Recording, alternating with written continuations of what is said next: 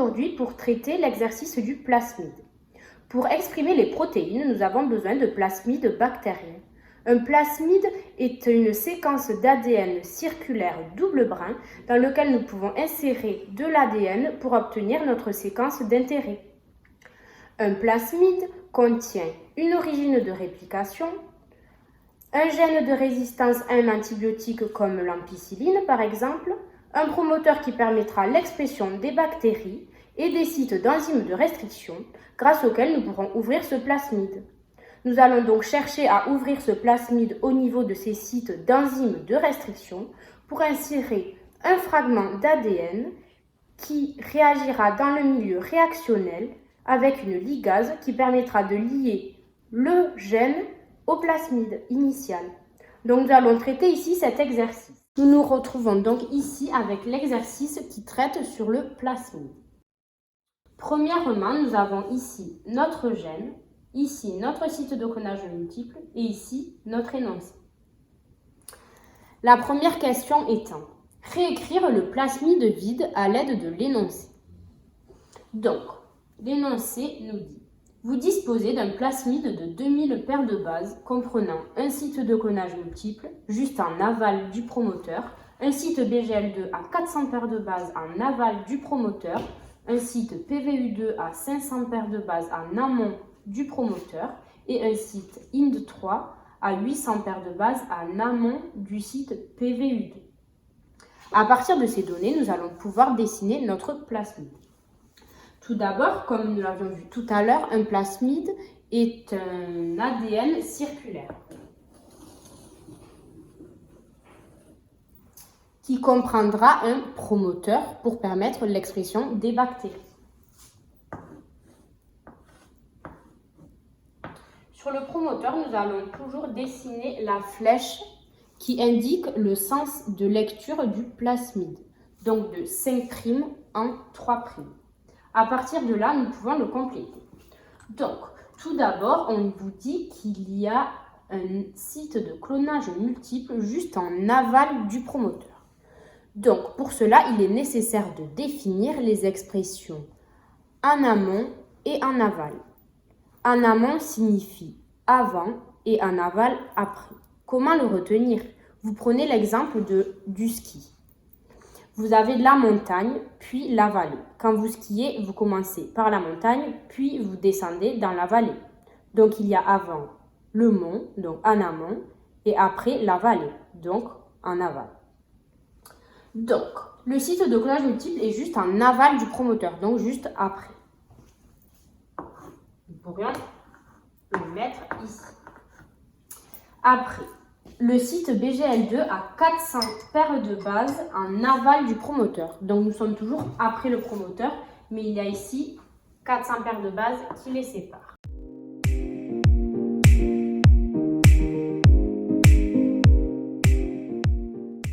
Nous avons après un site PVU2 à 500 paires de bases en amont du promoteur, donc avant. Donc, 500 paires de bases en amont, PVU2.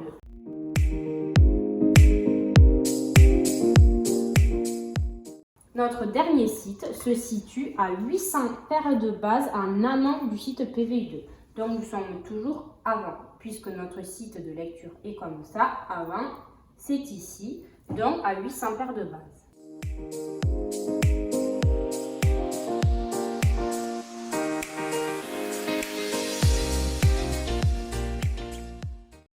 Nous savions aussi, grâce à l'énoncé, que le plasmide mesurait en tout 2000 paires de bases.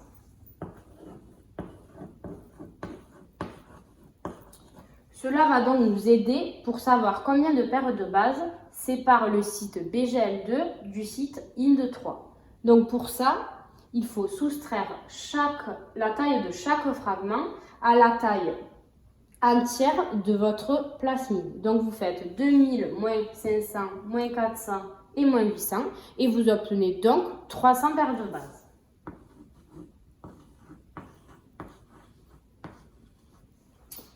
Nous obtenons donc ici le plasmide qui est décrit dans l'énoncé. Question 2. Quelle enzyme allons-nous utiliser pour ouvrir le plasmide et insérer le gène? Donc, tout d'abord, nous allons regarder le gène qui nous est donné. Il est donc cerné par les sites EcoR1 en 5' ainsi qu'en 3'. Nous allons donc chercher un site qui nous permet d'insérer ces extrémités EcoR1. Donc, un site EcoR1, puisqu'ici, nous n'avons pas le tableau qui nous donne le contenu des extrémités de chaque enzyme de restriction. Nous ne connaissons donc pas les enzymes complémentaires à EcoR1. Nous verrons ça une autre fois. Donc, nous cherchons sur le plasmide s'il y a un site EcoR1. Il n'y en a pas. Mais par contre, vous avez le détaillé du site de clonage multiple qui contient, lui, un site EcoR1. Nous allons donc ouvrir le plasmide au niveau du site de clonage multiple grâce à son site EcoR1 et nous insérons le gène avec ses extrémités EcoR1. Le site de clonage multiple sera ouvert au niveau de son site EcoR1 qui générera des extrémités qui seront donc les mêmes que celles du gène qui pourra donc être inséré dans le site de clonage multiple. Il sera donc inséré avec ce site EcoR1. Le site de clonage multiple aura donc toujours ces sites IND3 et BGL2 qui sont en amont du site EcoR1. Pour la question 2, c'était donc EcoR1. Question 3. Quelles enzymes peuvent nous renseigner sur le sens d'insertion du gène? Nous allons donc retravailler sur la constitution de notre gène. Il est donc cerné par les sites EcoR1 aux deux extrémités, mais il contient aussi un site IN3 qui est situé à 250 paires de base de l'extrémité 5' et à 450 paires de base de l'extrémité 3'. Lorsqu'il sera inséré en sens ou en antisens, nous voyons donc que le site IN3 sera situé soit à 450 paires de base, soit à 250 paires de base de notre site EcoRI. S'il est inséré en sens, le 250 paires de base sera de ce côté et le 450 de ce côté et inversement s'il est en antisens, puisque nous savons que le sens du gène est de 5' en 3'. Le site IN3 nous aidera donc à savoir dans quel sens est inséré le gène. Nous allons donc maintenant traiter la question 4. Grâce à la cartographie, trouver le plasmide voulu. Donc on rappelle qu'une cartographie est le résultat d'une électrophorèse dans lequel les fragments migrent en fonction de leur poids moléculaire qui est ici présenté en paires de bases.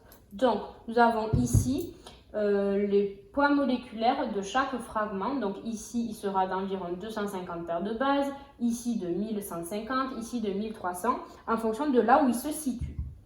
Donc nous allons donc devoir savoir quelle taille vont faire les fragments lorsque le plasmide sera digéré par l'enzyme de restriction IND3 puis BGL2. Donc pour cela, nous allons commencer par dessiner notre plasmide avec notre gène inséré en antisens comme il nous l'est demandé dans l'énoncé. Donc, nous avons déjà dessiné notre plasmide, nous allons donc insérer le gène.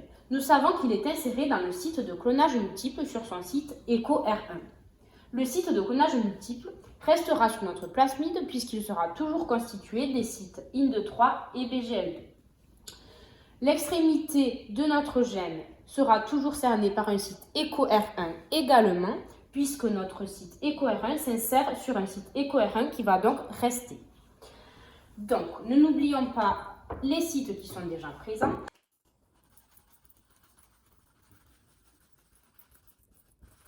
Donc, nous avons notre gène qui est inséré sur le site de clonage multiple. Donc, il va être directement en aval du site de clonage multiple et cerné par le site EcoR1. Comme nous le voulons en antisens, nous l'insérerons tout d'abord par son extrémité 3'. Va succéder au site EcoR1 un site IND3 450 paires de bases après. Donc, nous avons un site IND3 à 450 paires de bases. Puis, à nouveau, un site EcoR1, lui situé à 250 paires de bases. du site IND3. Nous avons donc ici notre gène qui est bien inséré en antisens puisque nous avons l'extrémité 3' ici et l'extrémité 5' ici. Nous allons donc continuer par insérer placer nos autres sites. Donc nous avions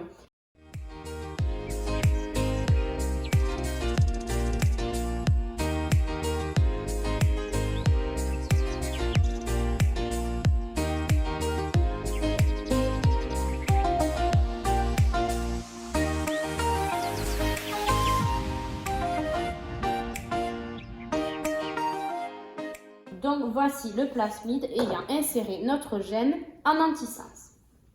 Donc maintenant, pour comparer notre plasmide à notre cartographie, nous allons devoir calculer la taille des fragments générés par la digestion par l'enzyme de restriction IND3 puis BGL2.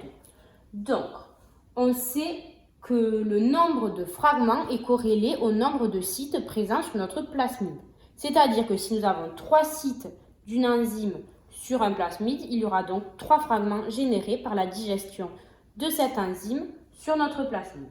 Donc tout d'abord avec l'enzyme IND3.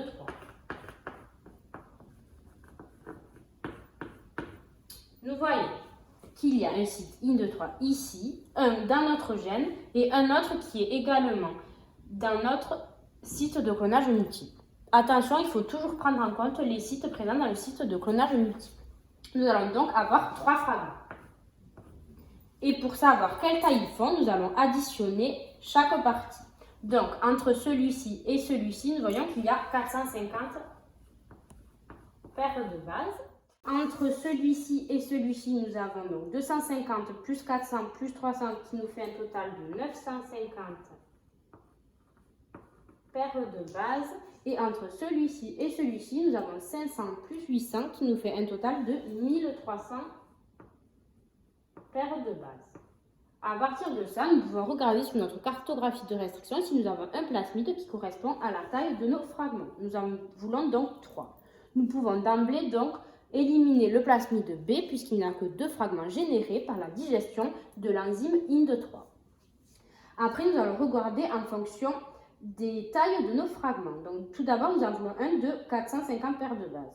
Nous voyons que celui-ci en détient un, puisque celui-ci est environ de 250 paires de bases. Le second, nous voulons qu'il fasse 950 ici, cela correspond. Et le troisième, 1300, nous en avons bien un ici. Mais on nous donne aussi la digestion par BGL2. Nous allons donc vérifier ceci. BGL2, comme tout à l'heure, nous allons voir combien de sites nous avons. Un dans le site de clonage multiple et un ici. Nous allons donc avoir 2 fragments. Donc, le premier fait 450 plus 400 plus 250, ce qui nous fait un total de 1100 paires de bases. Et le deuxième fragment fait 500 plus 800 plus 300, ce qui nous fait un total de 1600 paires de bases. Nous regardons donc si notre plasmide C correspond toujours à notre digestion avec BGL2 et nous voyons donc qu'il est constitué de 2 fragments à 1100 paires de bases et à 1600 paires de bases. Notre plasmide correspond donc au plasmide C présent sur cette cartographie de restriction. Nous avons donc fini avec cette séance sur le plasmide et la cartographie de restriction et nous nous retrouvons bientôt pour de nouveaux exos.